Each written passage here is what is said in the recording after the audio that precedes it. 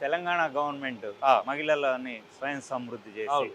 వాళ్ళని మిలియనీర్స్గా బిలియనీర్స్ అవును. చేయాలనేది అవును. ఒక ఎయిమ్. సో అవును. మీరు ఎట్లా వాళ్ళని మీ దానిలో పార్టిసిపేషన్ ఆ! సీఎం రేవంత్ రెడ్డి గారు మొన్న పిలిపించారు. 1,00,00,000 మంది మహిళలు? మహిళా కోటీశ్వరులు.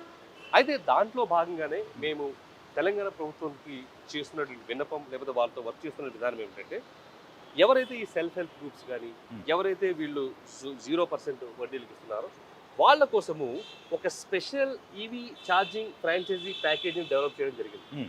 అందులో భాగంగా ఏమిటంటే, ఆ యొక్క ఫ్రాంచైజీ విలువ ఇంచుమించు 7,00,000 ఉన్నట్లయితే, ఒక 2,00,000 మేము పెడుతూ, 5,00,000 గవర్నమెంటు తర్వాత ఆ యొక్క వినియోగదారులు ఎవరైతే ఉన్నారో వారు పెట్టడం ద్వారా ఏమవుతుందంటే, వారు స్వయం ఉపాధి కలిగినటువంటి స్త్రీలుగా ఉండడం జరుగుతుంది.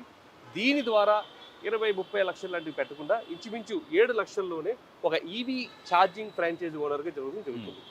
రెండోది ఏం చేస్తున్నామంటే, ఎవరైతే మరి మహిళలు ఉన్నారో గవర్నమెంట్ ఆఫ్ తెలంగాణ తర్వాత విమెన్ కమిషన్‌తో మేము టై అప్ అయ్యి విమెన్‌ని అక్రాస్ తెలంగాణ మొబిలైజ్ చేసి వాళ్ళకి డ్రైవింగ్‌లో తర్ఫీదునిచ్చి ట్రైనింగ్ ఇస్తూ మా ఈటో సంస్థ ద్వారా వాళ్ళని కూడా మేము డ్రైవింగ్ ఎలక్ట్రిక్ వెహికల్ డ్రైవర్స్‌గా చేయడం జరుగుతుంది. దానివల్ల ఏమవుతుందంటే వీటికి పుల్ చేయడము, గేర్లు మార్చడం అనేది ఉండదు. స్కూటీ నడిపినట్టుగా స్విచ్ ఆన్ చేశారా జమ్ అని వెళ్ళిపోయారు.